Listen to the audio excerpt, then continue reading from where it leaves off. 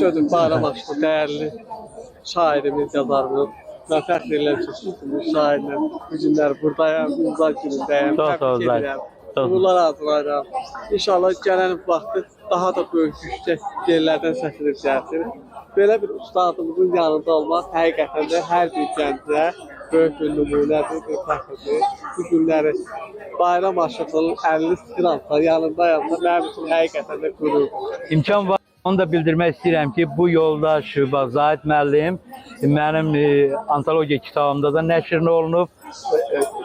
Zahid şairliyə başlayıbdı. Yəni biləsiniz ki, bir dənə də şairimiz yetişir. Sağ olun. Sizin Sağ olun.